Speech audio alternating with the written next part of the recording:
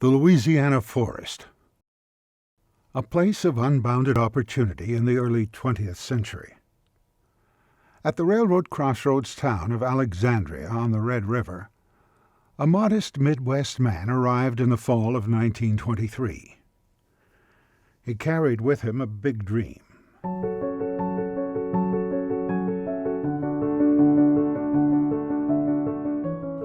RoyOMartin Sr. was my grandfather. He started the company in 1923. He originally was a school teacher from Elkhart, Indiana, and he got in the lumber business quite by accident. My grandfather, RoyOMartin Sr., I knew him when I was a young child. I just remember him throwing the softball to me in the front yard of George's Lane. His business ventures are legendary, and from the time way back at the turn of the century when he walked into Schaefer Lumber Company, sheerly by accident looking for a job and finding a job in the lumber business, not knowing a thing about it when he walked into the door, but by sheer grit and determination, he learned what needed to be for him to be successful in the lumber business. In 1910, RoyOMartin left home to start out on his own. Eventually, at age 33, Martin brought his wife and children to central Louisiana after purchasing a sawmill there. It was then that RoyOMartin Lumber Company came to life. He refurbished the plant and brought with him his Christian foundation of honesty, excellence, stewardship, and respecting the land. A devotion to these values infused the early corporate culture and gave its operations unprecedented strength and success to withstand the storms of time. After 10 years, the company bought another mill in Castor in 1933, and RoyOMartin moved into land ownership by obtaining outright or by lease some 7,000 acres of timberland for logging. Through the Great Depression, the company met its payroll each year and stayed current on loan payments by keeping true to its Christian values and heritage. Well, I think the Great Depression taught everybody to save money and be frugal. And World War II was a period of time in which the government took 90% of the corporate profits to pay for the war. But after the war, it was one of the largest housing booms in the United States with all the returning veterans. So it was a very prosperous time for our company when home building expanded. Martin Mills met the need to build training camps and provide war materials, including wood for ammunition boxes and support beams for the famed Higgins boat that landed American troops at D-Day and in the Pacific. Following the war, the company hit the milestone of $1 million in capital. About this time, Roy Sr. brought his children into the family business.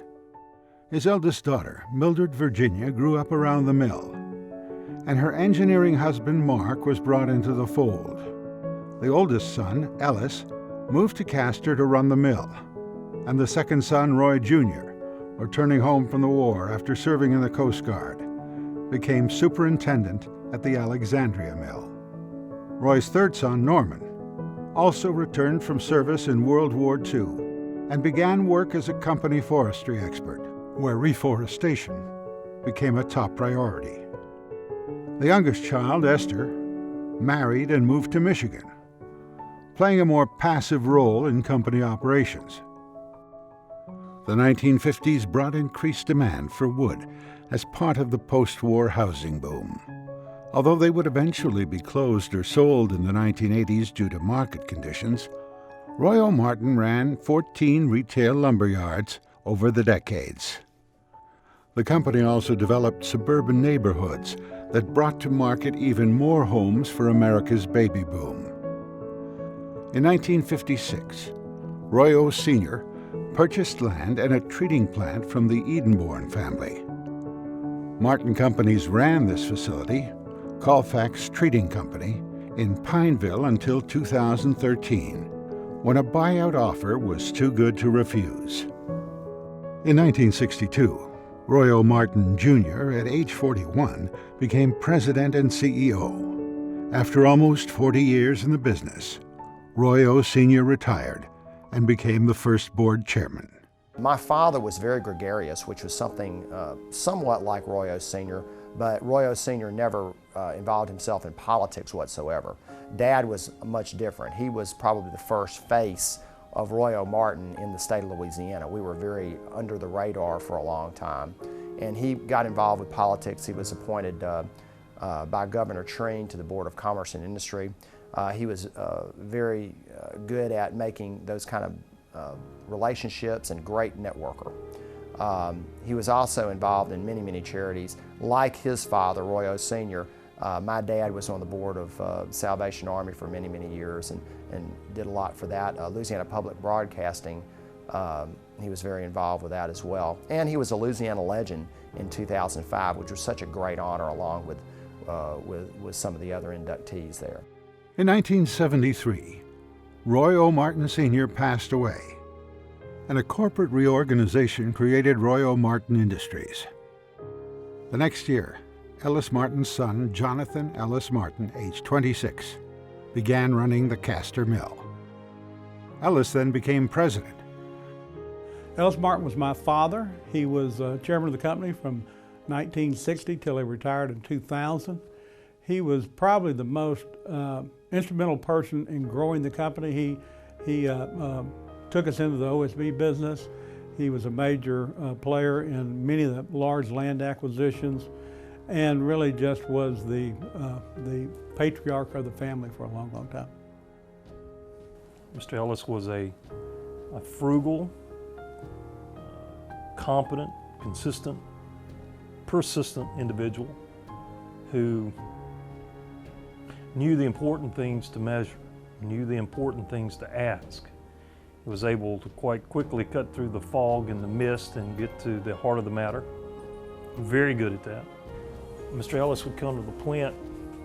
First thing he'd do, we'd go to the log yard where we'd buy the raw material, or where we would bring it into the plant, and he would look at the quality of that and how it was merchandised in the woods, and how well our loggers were producing and capturing that value.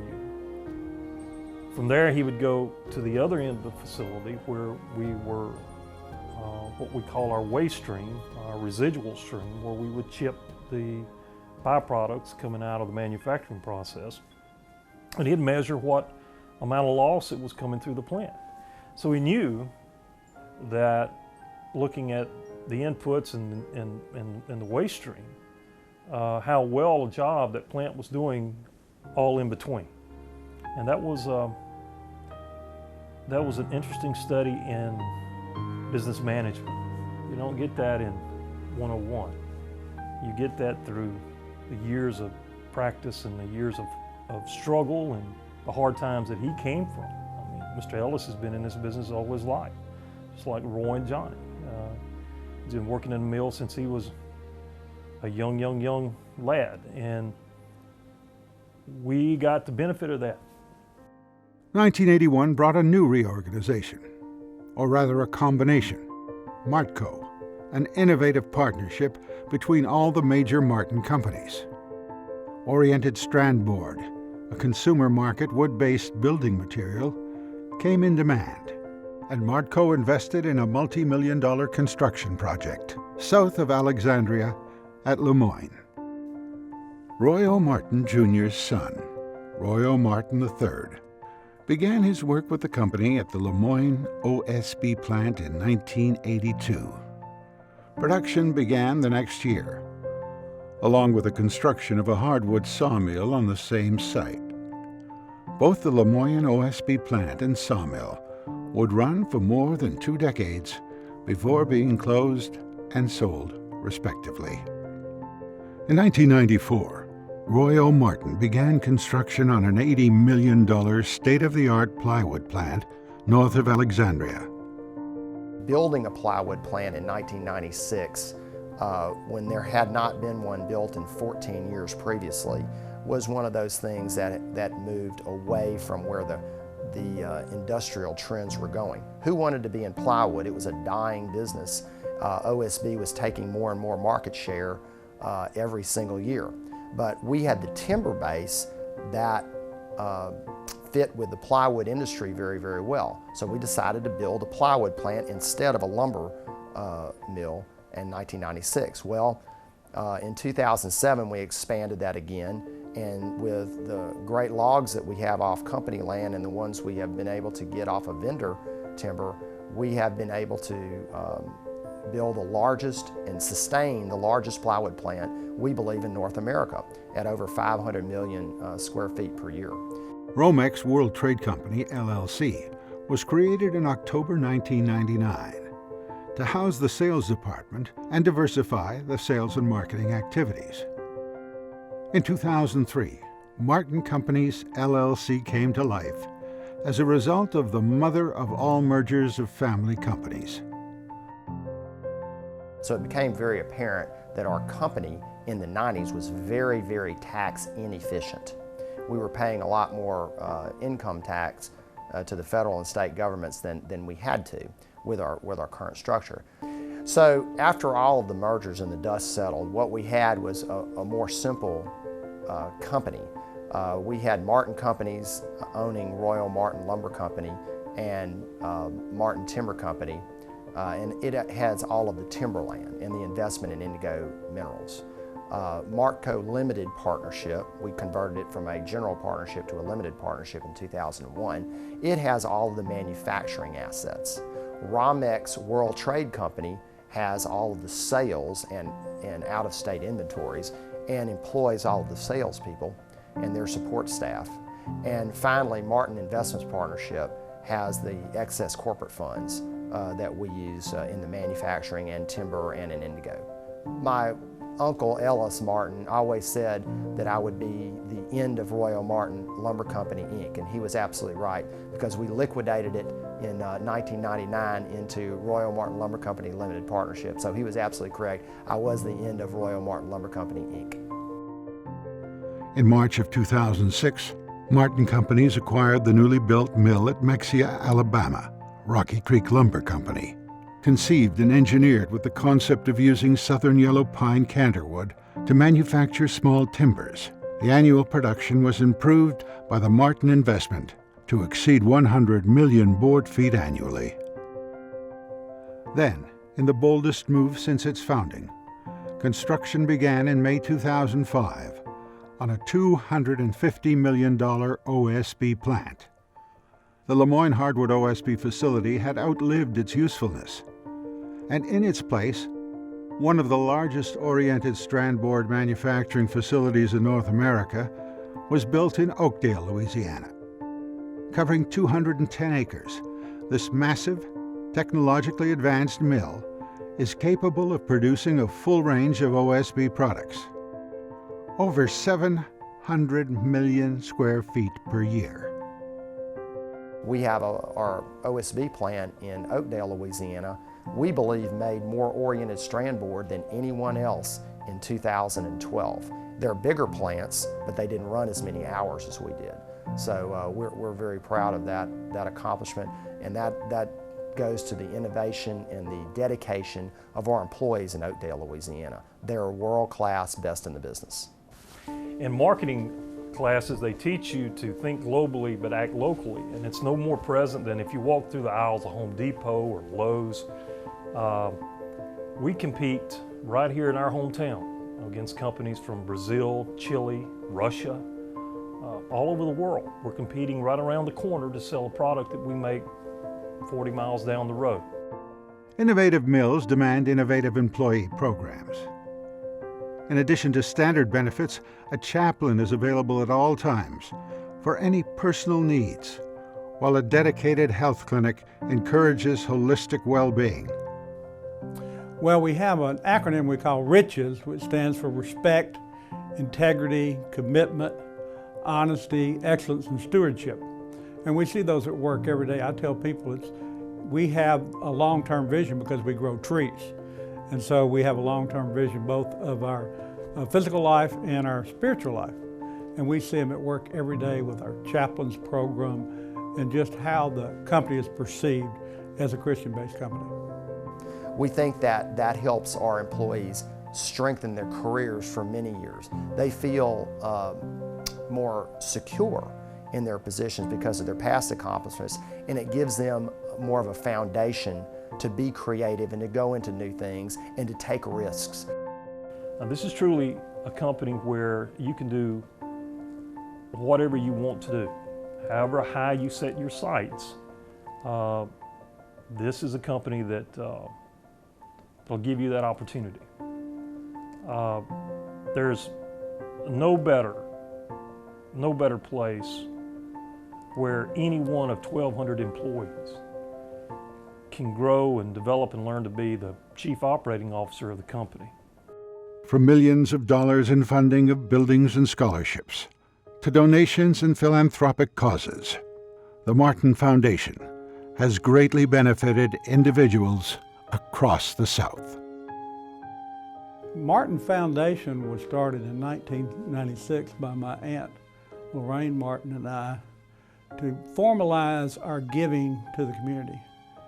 And through 2012, we have given $14.2 million to various charities. The largest recipients have been LSU, where we gave them $3 million for the new business school. United Way, we've given $2.5 million to since 1996. And over $1 million in scholarships to all of our local colleges, universities, and community colleges. Stewardship comes first, and I think my mother and father were great demonstrators of that stewardship. That's why, as the company increases, our stewardship range increases. And that's a range that my grandfather, Roy Sr. and Mildred Brown Martin instilled upon my father and mother, and they instilled it upon us. And I'm trying to instill that upon my children for the fourth generation of stewardship. RoyOMartin's viewed very well in the community because we just won an award as the best company in Central Louisiana. So I think that award says everything about how we're viewed. And our desire is to be employer of choice in Central Louisiana, and I think we are there. A final commitment comes in the area of conservation, where RoyOMartin is a leader in Forest Stewardship Council, or FSC, certification and good stewardship of over 570,000 acres of timberland and its varied wood product operations. FSC is the Forest Stewardship Council. We're certified by them. Our timberland management is actually certified by FSC. And FSC measures the economic, environmental, and social impacts that our operation has in the geography or the area in which we operate. It's extremely stringent. In fact, it's known as probably the most stringent of all certification bodies. And now we've been certified by FSC for 10 years. We've got a team of experts, a team of professionals, and committed team members unlike we've ever had. The RoyOMartin family of companies is poised for even bigger growth in the 21st century. Now, 90 years later, a legacy of riches endures. You know, we are a natural resource-based company, we're a land-based company, and the majority of our wealth comes from the land. And we will always be a natural resource, timber-owning, land-based company. I think we will probably be in many different forms of manufacturing, because manufacturing is a way to convert the trees into cash. And so I don't think we'll be in any of the manufacturing businesses we are in today, because just like today, we're not in any of the businesses we were when RoyOMartin Sr. started. But we will be in some form of converting the trees into useful products. But I think in the next 90 years, we're going to find that we're going to branch into whole new sciences and new products like nanotechnology. We're going to make things out of wood that we can't conceive today. It's going to be adventurous and hopefully profitable. So 90 years of growth it's wonderful to celebrate, but anticipating the next 90 years is probably even greater. So we will be a natural resource company, whether it be in timberland, probably, oil and gas, energy, a lot of different possibilities that we have. Who knows what people are going to be making out of pine trees in the next 90 years. We could be making a tremendous amount of other products in the chemical business as well. So that's a possibility. But I know that we will be the same employer of choice in central Louisiana or beyond. Those type of values are everlasting, and I think our values will transcend any business that we're in because we're going to take care of our employees. And we know that when you take care of your employees, they will put you first. And that's going to be the way that we sustain this company for another 90 years. The most important thing we do is guard our integrity and guard our heart, because we are remembered for our actions and not what we say.